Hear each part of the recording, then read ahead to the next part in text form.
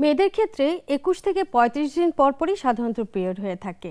এই পিরিয়ডের যে সময়কাল তার কিছুটা ভিন্নতা থাকে ব্যক্তিভেদে, কারো ৩ দিন, কারো ৫ দিন বা কারো ৭ দিন হয়ে থাকে। পিরিয়ডের সময় যে রক্তক্ষরণ হয় তারও কিন্তু কিছুটা ভিন্নতা আছে। কারো কারো ক্ষেত্রে অনেক কম রক্তক্ষরণ হয়, আবার কারো কারো ক্ষেত্রে দেখা যায় অতিরিক্ত রক্তক্ষরণ হচ্ছে। আসলে কত দিন পিরিয়ড থাকা উচিত বা কি পরিমাণ রক্তক্ষরণ হলে সেটা বিপজ্জনক নয়, দর্শক পুরো অনুষ্ঠান জুড়ে জানবো আমরা আজকে এই বিষয়ে। আপনাদের সবাইকে স্বাগত জানাচ্ছি রেনিক্স স্বাস্থ্য কথায়। আর পুরো অনুষ্ঠান জুড়ে আমি ডাক্তার শারমিন জামান আছি আপনাদের সাথে। আজকে মাসিকের রক্তক্ষরণ নিয়ে কথা বলার জন্য আমাদের সাথে আছেন একজন বিশেষজ্ঞ অতিথি। আমাদের সাথে আছেন ডাক্তার পারুল আক্তার, সহযোগী অধ্যাপক, ফরিদপুর মেডিকেল কলেজ ও হাসপাতাল। আপনাকে স্বাগত জানাচ্ছি আমাদের আজকের আয়োজনে। আপনাকে অনেক ধন্যবাদ এবং ধন্যবাদ নেক্সাস কর্তৃপক্ষকে। ম্যাম, আজকে আমরা কিন্তু খুবই গুরুত্বপূর্ণ একটি বিষয় নিয়ে কথা বলবো, সেটা হচ্ছে মাসিকের রক্তক্ষরণ নিয়ে। আমাদের নারীদের জীবনে তো এটা খুবই সাধারণ একটি ব্যাপার, আমরা একদম কৈশোর থেকে কিন্তু এটা পেয়ে থাকি এবং এরপর থেকে কিন্তু সারা জীবনে এটা আমাদের একদম দৈনন্দিন লাইফের সাথে কিন্তু এটা মিশে গেছে।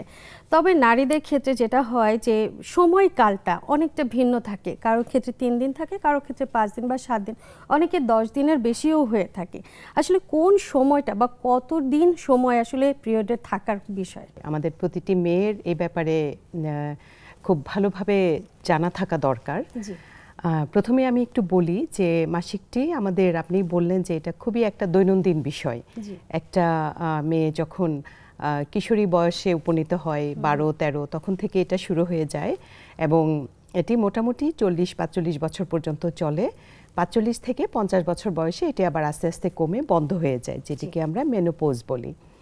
যদিও এটা খুবই একটা প্রতিটি নারীর জীবনে একটা স্বাভাবিক প্রক্রিয়া, কিন্তু এটার যে কন্ট্রোল সিস্টেম সেটা কিন্তু খুবই জটিল এবং কিন্তু খুবই ছন্দময়। আচ্ছা, এটি আমাদের ব্রেন থেকে শুরু করে আমাদের ডিম্বথলি, জরায়ু এ পর্যন্ত একটি এক্সিসে অনেকগুলো হরমোন এবং এন্ডোক্রাইন ফ্যাক্টর দিয়ে খুব হারমোনিকভাবে নিয়ন্ত্রিত হয়। এবং এটার কোথাও যদি, এই পুরো এক্সিসের কোথাও যদি কোনো ত্রুটি হয় তাহলেই দেখা যায় ডিস্টারবেন্স, এবং তার মধ্যে একটি হচ্ছে মাসিকে অতিরিক্ত রক্তক্ষরণ, যেটা আমাদের আজকের আলোচনার বিষয়। এবং সাধারণভাবে মাসিক তো মাসে একবার হয়, ২৫ থেকে ৩৫ দিনের মধ্যে হলে আমরা এটাকে স্বাভাবিক বলি।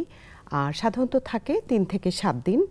সাধারণভাবে প্রথম ২-৩ দিন বেশি ব্লিডিং হয়, পরে কমে কমে আস্তে আস্তে ৭ দিনের মধ্যে শেষ হয়ে যায়। এটা হচ্ছে স্বাভাবিক।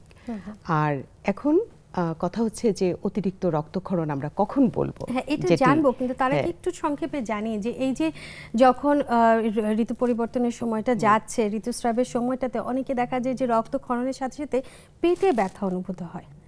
দেখা যাচ্ছে পেটে বা তলপেটের নিচের যে অংশটা প্রচন্ড ব্যথা হতে থাকে। এটা কি রক্তক্ষরণের সাথে কোনোভাবে সম্পর্কিত? হ্যাঁ, অনেক সময় সম্পর্কিত থাকে। কখনো কখনো শুধুই অতিরিক্ত রক্তক্ষরণ হয়, সেটার একটু কারণগুলো ভিন্ন। আবার যখন এটার সাথে প্রচন্ড ব্যথা থাকে তখন কারণগুলো ভিন্ন। আমরা যখন কারণগুলো আলোচনা করব তখন আমরা এটা বুঝতে পারবো যে এটা একটু ভিন্নতা থাকে। তাহলে কি আমরা বলতে পারি যে ৭ দিনের বেশি যদি কারোর ঋতুস্রাবের সময়টা চলে থাকে, সেক্ষেত্রে কি সেটা একটু বিপজ্জনক? হ্যাঁ, মানে আমরা অতিরিক্ত রক্তক্ষরণ যেটা স্বাভাবিকের চেয়ে বেশি, সেটা আমরা দুইটা ইয়েতে আমরা সিস্টেমে বলি। একটা হচ্ছে যদি সময়টা বেশি হয়, আরেকটা হচ্ছে পরিমাণে বেশি। তো সময়টা আমরা যেটা বলি যে ৩ থেকে ৭ দিন, কারো যদি ৭ দিনের বেশি হয়, ১০ দিন, ১২ দিন, ১৪ দিন, তাহলে এটা অতিরিক্ত রক্তক্ষরণ। আবার যদি কারো নর্মালভাবে আমরা বলি যে প্রথম ৩-৪ দিন একটু বেশি যাবে, সেটা কতটুকু বেশি? সেটা হলো সারাদিনে ২ থেকে ৪ বার সে প্যাড চেঞ্জ করবে। সারাদিনে মানে আমরা ২৪ ঘন্টা হিসাব ২৪ ঘন্টা, হ্যাঁ, ২ থেকে ৪ বার চেঞ্জ করবে।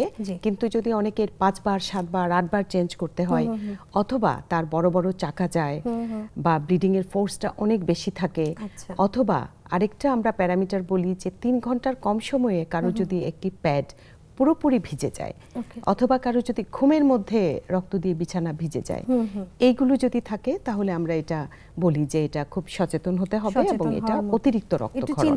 চিন্তা করার মতন বিষয়। তাহলে এখন আমি একটু জানি যে আসলে কি কারণে অতিরিক্ত রক্তক্ষরণ হতে পারে? কারণগুলো আমরা একটু বিভিন্ন বয়সে বিভিন্ন কারণ থাকে, এজন্য আমরা একটু ভাগ করেই বলি। যেমন উঠতি বয়সের মেয়েদের বা কিশোরী মেয়েদের, আমরা যাদের অ্যাডলোসেন্ট বলি, ওদের স্বাস্থ্য নিয়ে আমরা এখন অনেক সচেতন। ওদের ক্ষেত্রে বেশিরভাগ ক্ষেত্রে দেখা যায় ওই যে আমি বললাম যে এটি বিভিন্ন এন্ডোক্রাইন ফ্যাক্টর ব্রেন থেকে শুরু করে জরায়ু পর্যন্ত একটি এক্সিসে নিয়ন্ত্রিত হয়। তো মাসিক যদি 11-12 বছরে শুরু হয়, প্রথম 3-4 বছর লেগে যায় এটি কমপ্লিট হতে। তখন দেখা যায় যে স্বাভাবিকভাবেই একটু মাসিকে ডিস্টার্ব হয়, তার মধ্যে অতিরিক্ত রক্তক্ষরণ একটি। আর এছাড়া এই বয়সী মেয়েদের থাইরয়েডের সমস্যা থাকতে পারে, যেটা রক্ত জমাট বাঁধা সিস্টেম, কোয়াগুলেশন ফ্যাক্টরের সমস্যা থাকতে পারে। এই বয়সে সাধারণত এগুলোর জন্যই হয়। আর পরবর্তী বয়স যেটা 20 থেকে 35, সেটা আমরা বলি রিপ্রোডাক্টিভ এজ। এই বয়সে মেয়েরা সাধারণত মা হয়। এই বয়সে অতিরিক্ত রক্তক্ষরণের পিছনে এই সমস্যাগুলো, থাইরয়েড ফাংশন বা রক্ত জমাট বাঁধা, এগুলো থাকতে পারে। কিন্তু তার বাইরেও কিছু অর্গানিক কজ থাকে, যেমন তার জরায়ুতে টিউমার থাকতে পারে, যেটিকে আমরা ফাইব্রয়েড বলি। আমরা সবাই এখন এটা জানি। অনেক ক্ষেত্রে দেখা যায় যে যারা যখন গর্ভবতী হতে যাচ্ছে, নানা রকম পরীক্ষা নিরীক্ষা করলে দেখা যাচ্ছে যে ফাইব্রয়েড নামক একটা জিনিস তাদের জরায়ুতে আছে। আচ্ছা, এটাও একটা কারণ হতে পারে। এটা একটা কারণ হতে পারে, এবং এটাতে এক মাস থেকে আরেক মাসে মানে অনেক ব্লিডিং বাড়তে থাকে। তারপরে জরায়ু যদি ফুলে যায়, এটাকে আমরা অ্যাডেনোমায়োসিস বলি। জরায়ুতে যদি মাসিকের রক্ত জমে জরায়ু এবং তার আশেপাশে কিছু জটিল প্রক্রিয়া, এটাকে এন্ডোমেট্রিওসিস বলে, এটা যদি হয়, অথবা ইনফেকশন হয় যেটাকে পিআইডি বলে, অনেক সময় পলিপ হয়, তো এগুলো যে কোনো কারণে অতিরিক্ত রক্তক্ষরণ হতে পারে। আরেকটি বয়স আমরা বলি পেরিমেনোপোজাল, 40 বছরের একটু 2-4 বছর আগে এবং পরে, যে সময়ে আস্তে আস্তে বিভিন্ন হরমোনাল চেঞ্জ হয়ে মেয়েদের মাসিকটা আস্তে আস্তে থেমে যাওয়ার দিকে যায়। ওই সময়ে এই ফাইব্রয়েড, অ্যাডেনোমায়োসিস, অর্থাৎ জরায়ুর যে স্ট্রাকচারাল প্রবলেমগুলো, এগুলো থাকতে পারে। তার বাইরে আমরা আরো কিছু দুশ্চিন্তায় থাকি যে তার কোনো ক্যান্সার বা ক্যান্সারের লক্ষণ আছে কিনা, এই ব্লিডিং এর সাথে রিলেটেড কোনো ক্যান্সার, যেমন জরায়ুর মুখের ক্যান্সার, এন্ডোমেট্রিয়াল ক্যান্সার, অথবা যেটা পলিপ হলো সেটা ক্যান্সার জাতীয় কিনা। তো এই বয়সে 40-এর কাছাকাছি হলে আমরা একটু বেশি গভীরভাবে তাদের ব্যাপারটা আমরা চিন্তা করব। জি, আপনি তো বললেন যে আসলে কারণগুলো কি কি, যে কারণে অতিরিক্ত রক্ত হতে পারে, কিন্তু এই রক্তক্ষরণের মধ্যে দেখা যাচ্ছে যে রক্তের যে ব্যাপারটা, সেটা দেখা যাচ্ছে অনেক সময় ফ্রেশ ব্লাড, মানে একদম তাজা রক্তের মতন আসছে। এরকমও অনেক রোগীরা এসে বলেন আমাদের কাছে যে একদম তাজা রক্তের মতন আসছে। আবার অনেক সময় রক্তের যে ধরনটা সেটাও একটু পরিবর্তন হয়। তার সাথে আপনি বললেন যে মাঝে মাঝে যে চাকা চাকা কিছু দলা আসে, এবং এটার পরিমাণ অনেকের ক্ষেত্রে কম থাকে, অনেকে আবার বেড়ে যেতে পারে। তো এই যে রক্তের যে পরিবর্তনটা, ধরনের যে কি পরিবর্তনটা, এটা হওয়ার কারণ কি হতে পারে? হ্যাঁ, এই ধরন নিয়ে আমাদের কাছে আমাদের পেশেন্টরা অনেকেই অনেক ধরনের তাদের চিন্তা নিয়ে থাকে। কেউ বলে একদম তাজা রক্ত, ফ্রেশ যাচ্ছে, কেউ বলে অল্টার্ড, মানে একটু কালো কালো মনে হয় যে অনেকদিন আগের রক্ত। তো এই ধরনের তাজা বা আগের রক্ত বা একটু কালারটা চেঞ্জ, এটা আসলে খুব বেশি সমস্যা না। সমস্যা হলো যদি বড় বড় চাকা যায়। বড় বড় চাকা গেলে এটা বুঝতে হবে যে তার ক্লটিং সিস্টেমটা এটা ম্যানেজ করতে পারছে না এবং চাকা চাকা হয়ে যাচ্ছে, তার মানে অতিরিক্ত রক্তক্ষরণ হচ্ছে, তখনই এটা ডাক্তারের শরণাপন্ন হতে হবে। আচ্ছা, তাহলে আমরা কি রক্তের ধরনটা নিয়ে খুব বেশি চিন্তিত হওয়ার ব্যাপার না, কিন্তু দীর্ঘদিন যদি রক্ত যদি একদম হতে থাকে, বড় বড় চাকা যায়, তাহলে এটা অবশ্যই। অনেকের ক্ষেত্রে দেখা যায় গর্ভধারণের পরে, গর্ভ যখন ডেলিভারি হয়ে গেল, বাচ্চা যখন হয়ে গেল, তারপরে যে একটা সময় থাকে পিরিয়ডে, যে বেশ কিছু লম্বা একটা সময় থাকে, কারো 1 মাস, কারো 2 মাস, অনেকের ক্ষেত্রে সেটা 8 মাস 9 মাসেও হয়।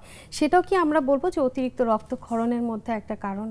হ্যাঁ হ্যাঁ, এটা হতে পারে। কেন হতে পারে? যে প্রেগন্যান্সিতে তো 9 মাস মাসিকটা বন্ধ থাকছে, তখন ওই যে আমাদের পিটুইটারি থেকে ব্রেন থেকে জরায়ু পর্যন্ত এক্সিসটা, সেটা তো ভুলে যায়। আচ্ছা, আগের সিস্টেমটা তার মেমোরি থেকে একটু ডিস্টার্ব হয়ে যায়। তখন আবার নতুনভাবে যখন এটা শুরু হয়, তখন প্রথম কয়েক মাস ডিস্টার্ব হতে পারে। তারপরে খেয়াল করতে হবে সবসময় যাতে অতিরিক্ত রক্তক্ষরণ হলে সেটাকে গুরুত্ব দিতে হয়।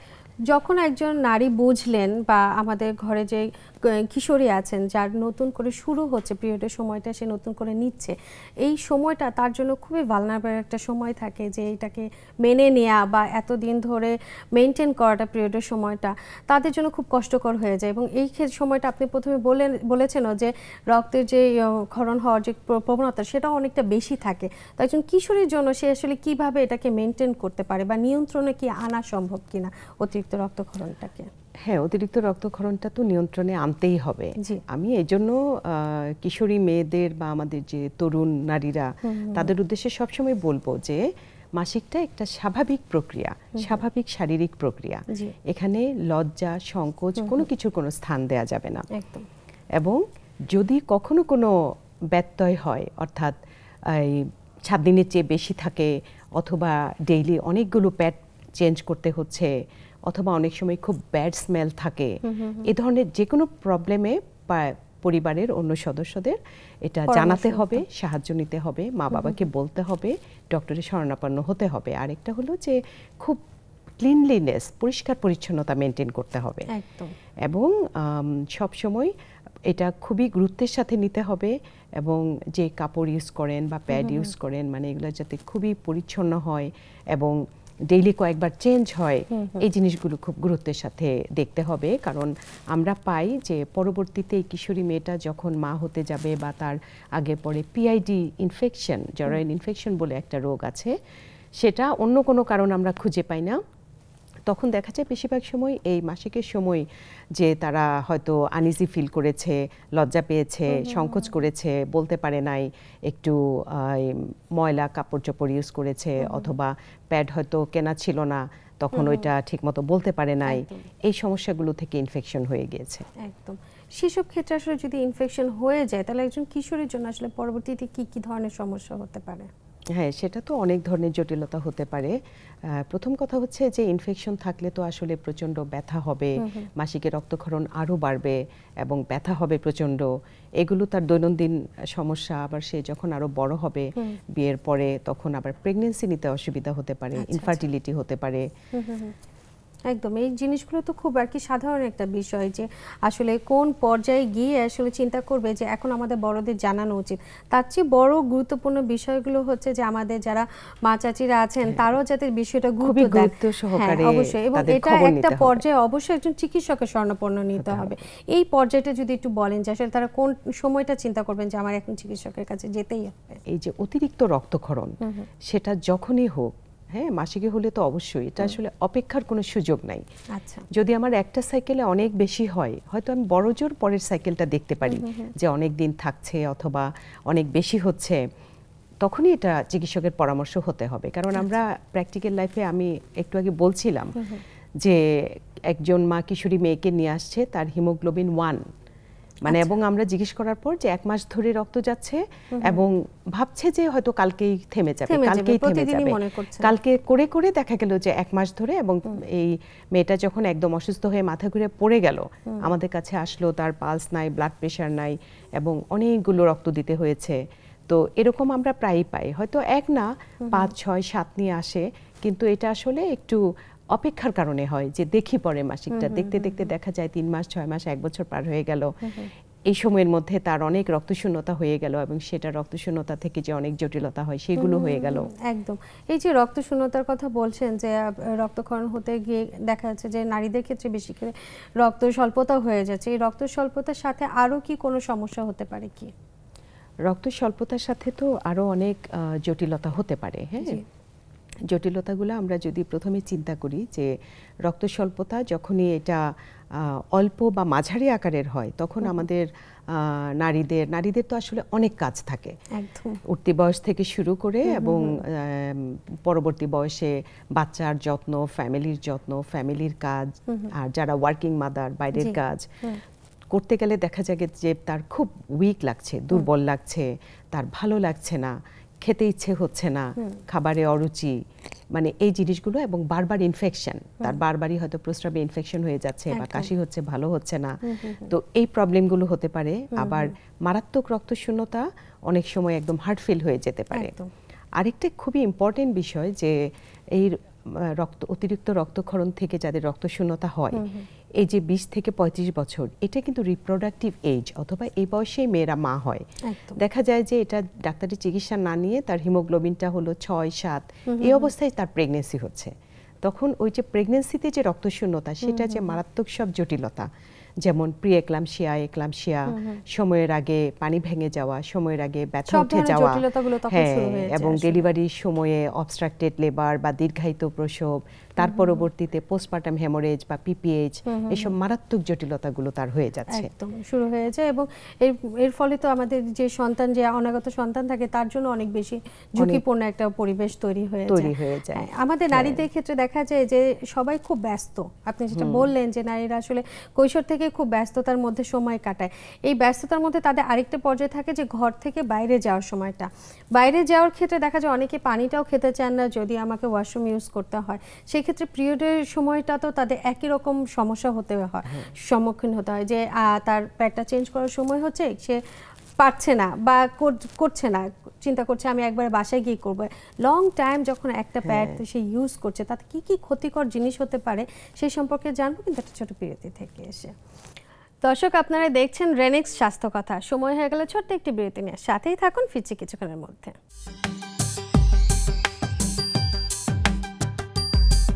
বিরতির পর সবাইকে আরও একবার স্বাগত জানাচ্ছি রেনেক্স স্বাস্থ্য কথায়। আমি আছি ডাক্তার শারমিন জামান আপনাদের সাথে, এবং আমাদের সাথে আজকে আছেন ডাক্তার পারুল আক্তার, এবং আমরা কথা বলছি মাসিকের রক্তক্ষরণ নিয়ে। বিরতিতে যাবার আগে কিন্তু আমরা মাসিক অতিরিক্ত রক্তক্ষরণ হলে কি হতে পারে বা কেন হয় সেই বিষয়গুলো কিন্তু জানলাম। তার সাথে একটা আমি আপনাকে প্রশ্ন করেছি যে এই যে আমরা নারীরা যে সারাক্ষণ বাইরে থাকছে, তারা বাইরে থাকাকালীন কিন্তু ওয়াশরুম ব্যবহারে অনেক অনীহা রয়েছে। তার সাথে তাদের যখন প্রয়োজন হচ্ছে যে সময় মতো একটা প্যাড চেঞ্জ করা, অনেকে করছেন অনেকে করছেন না। যদি সময় অতিরিক্ত হয়ে যাওয়ার পরে একটা প্যাড দীর্ঘ সময় ধরে যদি পরে থাকেন, সেই ক্ষেত্রে আসলে কি কি ধরনের সমস্যা হতে পারে? হ্যাঁ, এটা খুবই গুরুত্বপূর্ণ একটি প্রসঙ্গ, কারণ আমাদের মেয়েরা এখন আসলে অনেক বেশি বাইরে কাজ করছে। তবে এই ব্যাপারে খুব সহজ কিছু নাই। এটার আগে থেকে প্ল্যান করে রাখতে হবে যে আমার পিরিয়ডের সময়টা আমাকে পানি খেতে হবে এবং আমাকে ওয়াশরুমে যেতে হবে, প্যাড চেঞ্জ করতে হবে। কোনোভাবেই সারাদিন ধরে এক প্যাডে থাকা যাবে না। তাতে হয় কি, ওখানে ইনফেকশনের একটা চান্স হয়ে যায়, এবং এই ইনফেকশনগুলো পরবর্তীতে মারাত্মক সব জটিলতা করে। কাজে এটা যদি তার আগে থেকে এটা মেন্টালি প্রিপেয়ার থাকে, এবং ওই জায়গাটাকেও তার ওইভাবে প্রিপারেশন রাখতে হবে। তার ব্যাগে প্যাড রাখতে হবে, তারপরে প্যাক কোথায় ডিসপোজ করবে, সব জায়গায় হয়তো ওয়ার্কিং প্লেসে সেই সুবিধা থাকে না, তার নিজেকেই এটা করে নিতে হবে, ম্যানেজটা নিজেকে আসলে করে নিতে হবে, এবং এটা করতেই হবে। না হলে ইনফেকশনগুলোর জটিলতা আসলে এত, যেটা বললাম যে আলটিমেটলি এটা ইনফার্টিলিটি বা বেবি না হওয়া বা জরায়ুর পিআইডি, হ্যাঁ, জরায়ুর ইনফেকশন জাতীয় মারাত্মক সব জটিলতা, যেটাকে আমরা সবচেয়ে বেশি ভয় পাই জরায়ুমুখ ক্যান্সার নিয়ে, যে এটা আসলে সবাই জানছে কিন্তু তারপর নিজেদের অবচেতন মনেই দেখা যায় যে ছোট কিছু অসচেতনতার কারণে কিন্তু হয়ে যেতে পারে। তো এই জন্য আসলে এই জায়গাটাতে নিজেদের আসলে এগিয়ে আসাটা খুব বেশি প্রয়োজন। আর একটু জানি আপনার কাছে, এই যে আপনি বলছেন যে অতিরিক্ত রক্তক্ষরণের এই এতগুলো কারণ আছে, তার সাথে দেখা যাচ্ছে যাদের 7 দিন থাকছে পিরিয়ডের সময়টা, এই সময়টা অনেকের ক্ষেত্রে রক্তক্ষরণটা বেশি হয় বা একটু ব্যথা হচ্ছে, তারা খাওয়া দাওয়া কি করছে, কমিয়ে দিচ্ছে, যে আমি পানিটা কম খাচ্ছি, আমিষ জাতীয় খাবারটা কম খাচ্ছি, অনেকে কার্বোহাইড্রেটও কম খান, যে চিন্তা করে কম খেলে আমার মনে হয় রক্তক্ষরণটা একটু কম হবে, এরকমও চিন্তা অনেকের মধ্যে আছেন। আসলেও কি এখানে কোনো কাজ করে কিনা যে আমি খাওয়া দাওয়া যদি কমিয়ে ফেলি আমার রক্তক্ষরণটা কমে আসবে? সেটা তো অবশ্যই না, মানে এটা অবশ্যই একটি ভুল ধারণা। যেটি করতে হবে, বরং ওই টাইমে যেহেতু অনেক রক্ত বের হয়ে যায় শরীর থেকে, সেই জন্য পানিটাও বেশি খেতে হবে। অন্য সময়ের চেয়ে ডেইলি আরো 2 গ্লাস পানি বেশি খেতে হবে, প্রোটিন বেশি খেতে হবে, আগের রুটিন অনুযায়ী তার চেয়ে আরেকটু বেশি খেতে হবে, নিজের যত্ন নিতে হবে। এমনটা অনেকে মনে করেন যে দুধ খেলে দেখা যাচ্ছে যে আমার পিরিয়ডে কোনো সমস্যা হবে বা রক্ত বেশি ক্ষরণ হবে, এই জন্য অনেকে খেতে চান না। এটার সাথে কি কোনো রিলেশন আছে? অবশ্যই না, দুধ তো খেতেই হবে, মেয়েদের ক্যালসিয়ামের সোর্স দুধ, দই এগুলো অবশ্যই খেতে হবে, এবং মাসিকে আসলে এগুলো কোনো বাধা নাই। নরমাল যে খাবার তার চেয়ে বরং পানি একটু বেশি খেতে হবে, প্রোটিন খাবারটা একটু বেশি খেতে হবে। আবার অনেকে মনে করছেন যে আমি এই কয়দিন ছুটি নিয়ে বা সমস্ত কাজ ফেলে দিয়ে কয়দিন একটু বিশ্রাম নিয়ে রেস্ট নিই, তাই সেক্ষেত্রে আমার রক্তক্ষরণ কম হবে, সেটাও কি সম্ভব? কি না, এটিও একটি মানে ধারণাটা ঠিক নয়।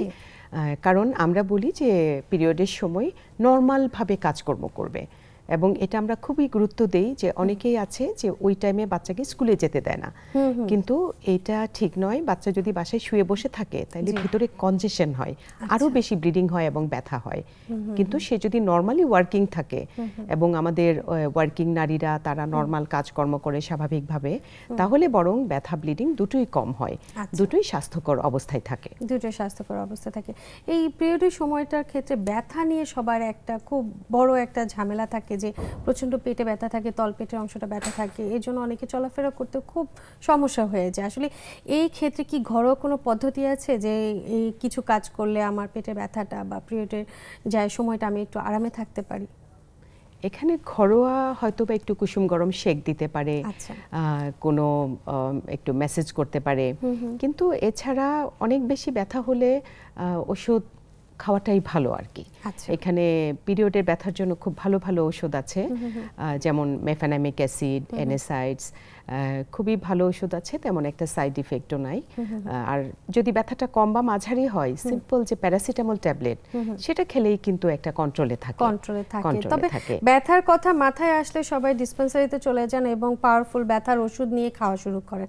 আসলে এই যে আমাদের মাসিকের যে ব্যথাটা, সেটা কি এই সব ধরনের ব্যথার ওষুধ খেলেই কি সম্ভব? না না, এটা পরামর্শ মতো খেতে হবে। সব ধরনের ব্যথার ওষুধ প্রয়োজন নাই। মাসিকের জন্য স্পেশাল যেমন একটা নাম বললাম আমি, মেফেনামিক অ্যাসিড, এই ওষুধগুলো খেতে পারে। বা কেউ কেউ প্রথমে আসলে প্যারাসিটামল খেয়েই দেখতে পারে।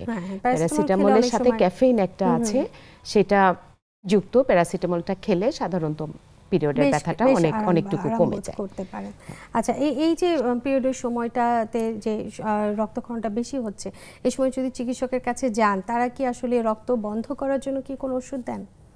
আচ্ছা, এটা প্রথমে যেহেতু আমরা চিকিৎসা চলে এসেছি, প্রথম কথা হচ্ছে চিকিৎসকের কাছে তো যেতেই হবে। আমি বলেছি যে এখানে অপেক্ষা করার কোনো সুযোগ নাই। চিকিৎসকের কাছে গেলে অবশ্যই কিছু পরীক্ষা নিরীক্ষা দিবেন। প্রথম পরীক্ষাটা হচ্ছে হিমোগ্লোবিন, অথবা আমরা বলি কমপ্লিট ব্লাড কাউন্ট। এখানে হিমোগ্লোবিন বা রক্ত কতটুকু আছে, এটা সবচেয়ে ইম্পর্টেন্ট টেস্ট।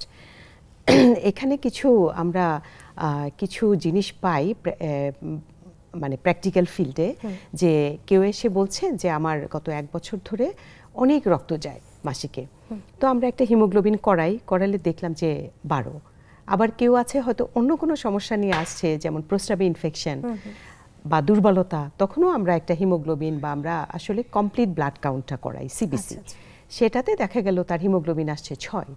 তখন তার হিস্ট্রি নিয়ে আমি দেখলাম যে তার আসলে মাসিকের সময় অনেক বেশি রক্ত যায়। তো এই কারণে এই সংক্রান্ত সমস্যা নিয়ে আসলে আমরা প্রথমে একটা কমপ্লিট ব্লাড কাউন্ট করাই, পাশাপাশি আমরা তার ব্লাড গ্রুপটাও করে রাখি। কারো কারো অনেক বেশি হিমোগ্লোবিন কমে গেলে রক্ত লাগতে পারে, এবং একটা আলট্রাসোনোগ্রাম করাই। আর পাশাপাশি ওই যে বলেছিলাম যে কিশোরী মেয়েদের থাইরয়েডের প্রবলেম বা যার ওই থাইরয়েডের প্রবলেমের জন্য হয়, কারো রক্ত জমাট বাঁধা সংক্রান্ত জটিলতা হয়, সেরকম যদি আমরা মনে করি তাহলে তাদের থাইরয়েড টেস্ট করাই, যে কোয়াগুলেশন প্রোফাইল করাই। আর যেটা বললাম যে 40-এর কাছাকাছি বয়স হলে আমরা তো একটু ভয় পাই যে তাদের কোনো ক্যান্সারের লক্ষণ আছে কিনা, তখন আমরা পাশাপাশি যদি তার আগে করা না থাকে তাহলে জরায়ুর মুখের ক্যান্সারের যে স্ক্রিনিং টেস্টগুলা, ভায়া টেস্ট, প্যাপস, এগুলো করাই। পাশাপাশি প্রয়োজনে আমরা বায়োপসি নিয়ে এটা টেস্ট করি, যেটাকে হিস্টোপ্যাথোলজি বলে। জরায়ুর মুখ থেকেও নেই এবং জরায়ুর ভিতর এন্ডোমেট্রিয়াম থেকেও নেই। তো এগুলো হচ্ছে আমাদের মোটামুটি টেস্ট। আর যেটা ভায়া টেস্টের কথা যেটা বললাম, যে এই সুযোগে আপনি ওই প্রসঙ্গটা তুলেছিলেন, যে আমরা সবাইকে 30 বছর থেকে সব নারীদেরকে আমরা রিকোয়েস্ট করব আমাদের একদম গ্রামে গঞ্জে হেলথ কমপ্লেক্সে পর্যন্ত জেলা লেভেলগুলোতে এই ভায়া টেস্টটা হয়, যেটা কিনা জরায়ুর ক্যান্সারের আর্লি ডিটেকশন করার একটা স্ক্রিনিং টেস্ট।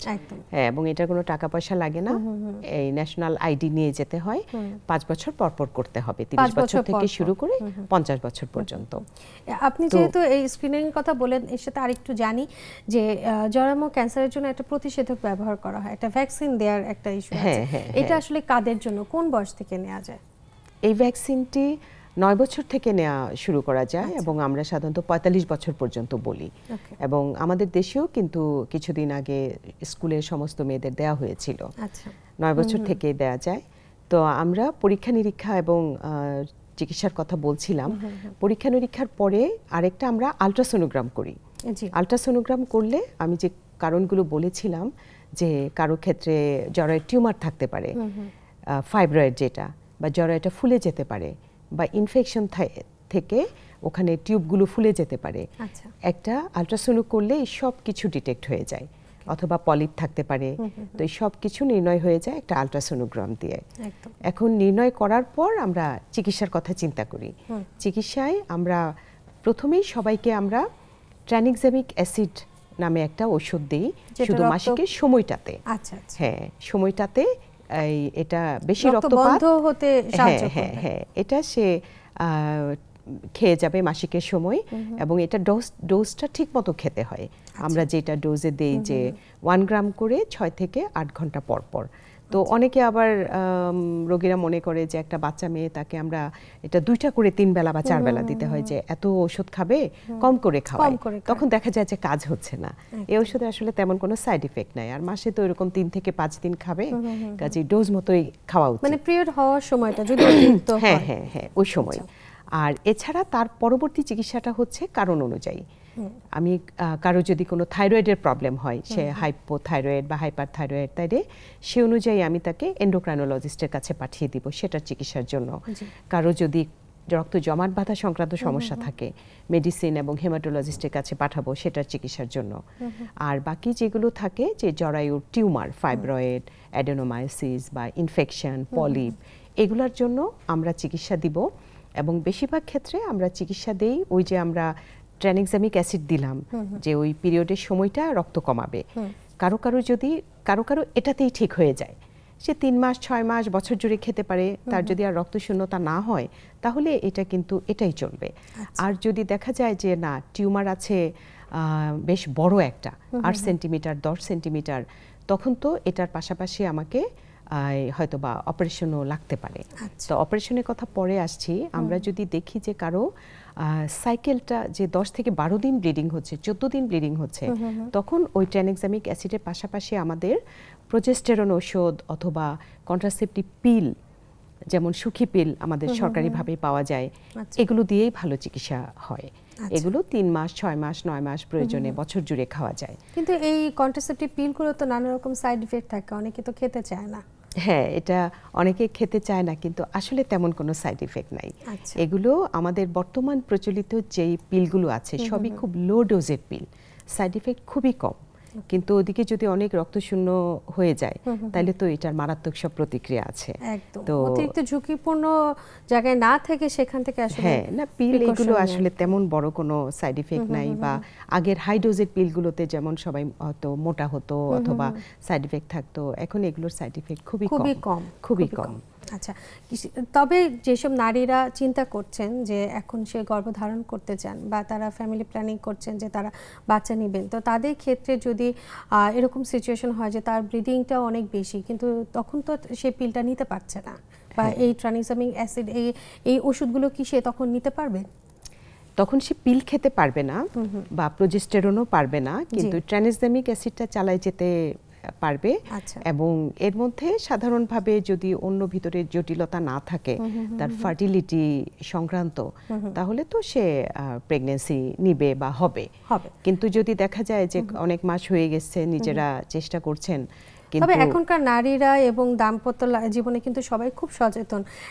একটা সন্তান নেওয়ার আগে তারা কিন্তু নানা রকম পরিকল্পনা করে। সেক্ষেত্রে আপনার কাছ থেকে একটু জানবো যে আসলে যারা চিন্তা করছেন যে তিনি গর্ভধারণ করতে চান, তারা আসলে গর্ভধারণ আগে কি ধরনের প্রিপারেশন নিতে পারে সে সম্পর্কে জানবো একটা বিরতি থেকে এসে। দর্শক, আপনারা দেখছেন রেনেক্স স্বাস্থ্য কথা। ফিরছি একটু পরেই ছোট্ট একটা বিরতি নিয়ে এসে।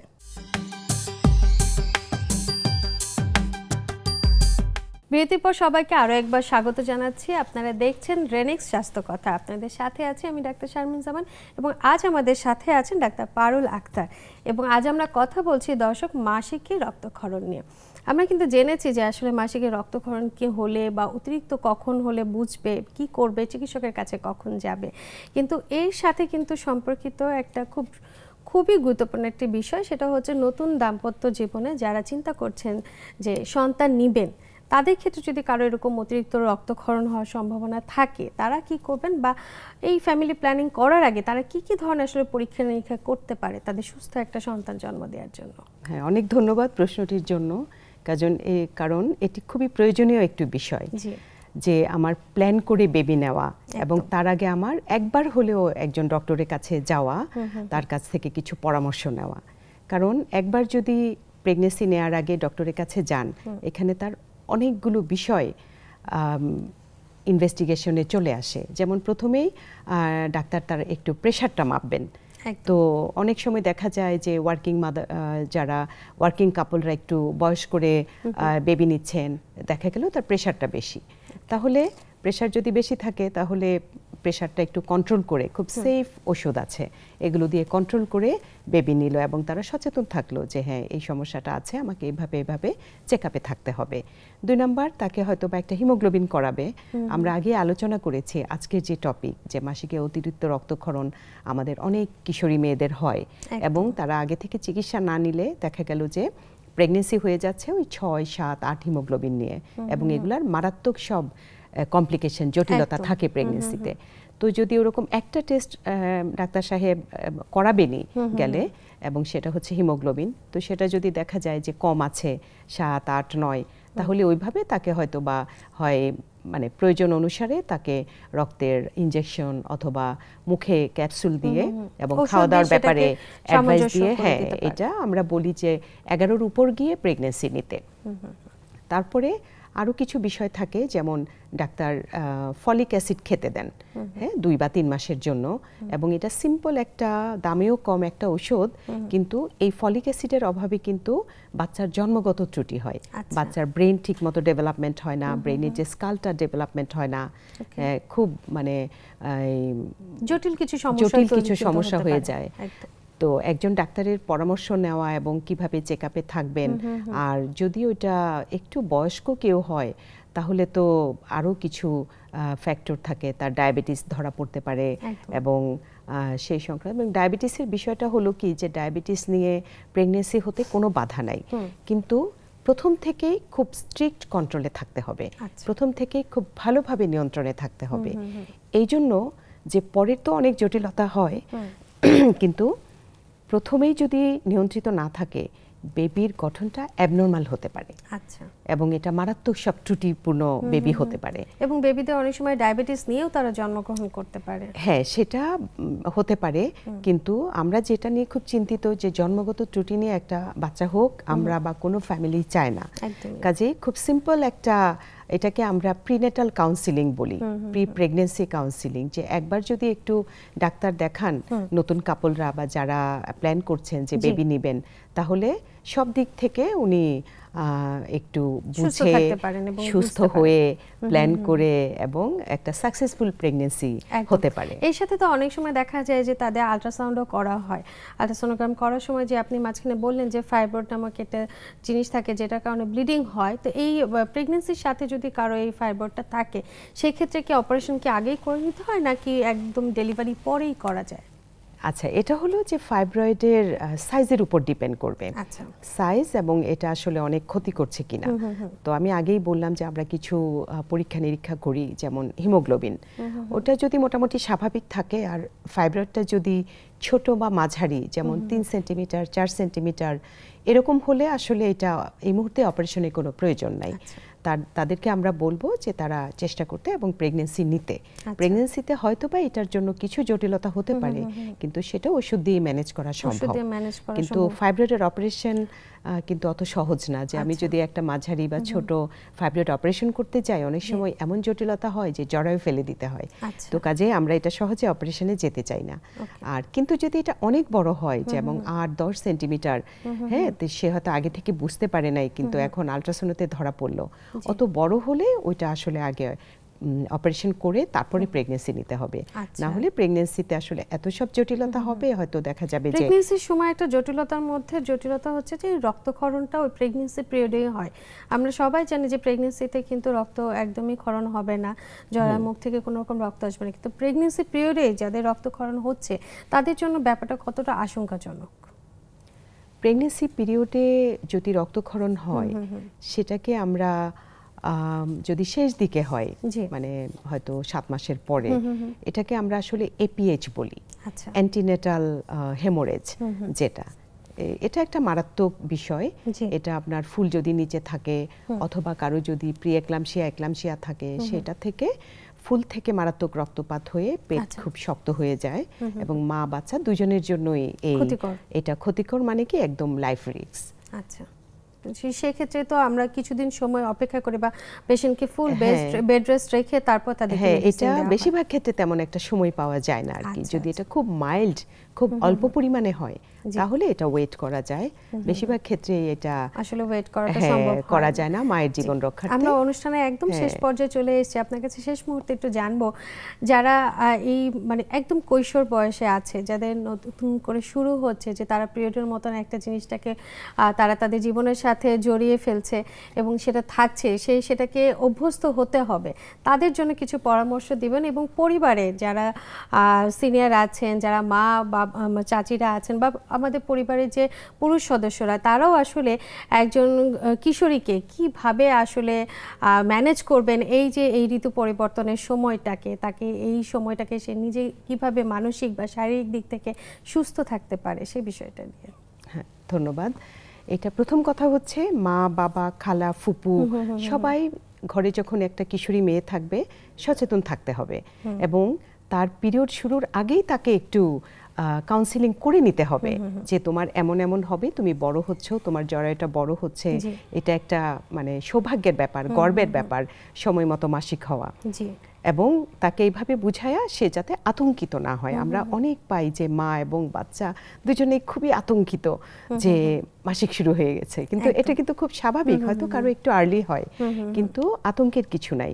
তো এটা সিনিয়ররা যদি একটু এই মেয়ে 9 বছর 10 বছর থেকে একটু বলে রাখে তাইলে ওরা কিন্তু আতঙ্কিত হয় না এবং যখন প্রবলেমটা দেখে ওরা মা বাবার সাথে বা খালা ফুপুর সাথে এটা শেয়ার করে এবং শেয়ার করলে যেটা হয় এটা তার ক্লিনলিনেস, তার হলো এই যে প্যাডের সরবরাহ করা সেটা কিভাবে চেঞ্জ করবে, তারপরে তার কাপড় চোপড় কিভাবে ম্যানেজ করবে ওই টাইমে, হ্যাঁ এটা প্রথম কয়েক মাস আসলে মা খালা ফুপু চাচি বাবা তাদেরকে এটা শিখিয়ে দিতে হবে। তা না হলে অনেক মারাত্মক, যেটা আমরা আজকে সারাদিন আলাপ করলাম যে মারাত্মক সব জটিলতা, তার ইনফেকশন, মারাত্মক রক্তশূন্যতা এগুলো হয়ে যাবে। আর যদি এই আমি কিশোরী মেয়েদের উদ্দেশ্যে বলবো যে এটা অবশ্যই একটা, যে বারবারই বলি, সৌভাগ্যের বিষয় রেগুলার মাসিক হওয়া। একটা মেয়ে যখন বড় হয় 15-16 বছর হয়ে যায় মাসিক হচ্ছে না, ওই ফ্যামিলির যে কি সমস্যা এবং কি টেনশন সেটা যদি আমরা চিন্তা করি যে সময় মতো মাসিক হয়ে যাওয়া একটা সৌভাগ্যের বিষয় এবং আল্লাহ তাআলা মেয়েদেরকে এটা দিয়ে সৌভাগ্যবান এবং গর্বিত করেছেন, কারণ এটার কাজ হচ্ছে আর একটু বড় হলে পরবর্তীতে প্রেগন্যান্সির জন্য জরায়ুটাকে রেডি করা। তো কাজেই এটা অবশ্যই একটা সৌভাগ্যের বিষয় এবং সেটা চিন্তা করে এটার ব্যাপারে কোনো সংকোচ করা যাবে না, কোনো লজ্জার বিষয় না, এটা খুব স্বাভাবিক একটা নিত্য দৈনন্দিন বিষয় এবং এটার ব্যাপারে সব সময় কোনো সমস্যা হলে মা খালাকে বলতে হবে। বেশি রক্ত কখন হলে আমি ভাববো সেটা জানতে হবে, কিছু দেখলে একজন চিকিৎসকেরও শরণাপন্ন হতে হবে, অবশ্যই চিকিৎসক শরণাপন্ন হতে হবে। অসংখ্য ধন্যবাদ, আপনি অনেক ব্যস্ত এবং এত ব্যস্ততার মধ্যে আমাদের সময় দিয়েছেন। আপনাকেও অনেক ধন্যবাদ এত সুন্দর চমৎকার প্রয়োজনীয় একটু বিষয়ে আমাকে ডাকার জন্য এবং টেলিভিশন কর্তৃপক্ষকেও অনেক ধন্যবাদ। দর্শক ধন্যবাদ আপনাদেরও যারা এতক্ষণ আমাদের সাথে ছিলেন। আসলে এই যে মাসিকের সময় রক্তক্ষরণটা, এটা কিন্তু আসলে প্রত্যেক নারীর জন্য একটা স্বাভাবিক বিষয়, তবে মনে রাখতে হবে নিজেকে সুস্থ রাখার জন্য সব দিকটা একটু দেখতে, আর নিজেকে পরিষ্কার পরিচ্ছন্ন তো রাখতেই হবে, একটু সচেতনও থাকতে হবে যে আসলে কতদিন ধরে থাকছে, কতটুকু রক্তক্ষরণ হচ্ছে এবং প্রয়োজন ভেদে অবশ্যই একজন চিকিৎসকের শরণাপন্ন হতে। আপনারা এতক্ষণ দেখলেন রেনিক্স স্বাস্থ্য কথা, দেখা হবে পরবর্তী অনুষ্ঠানে। আজ বিদায়।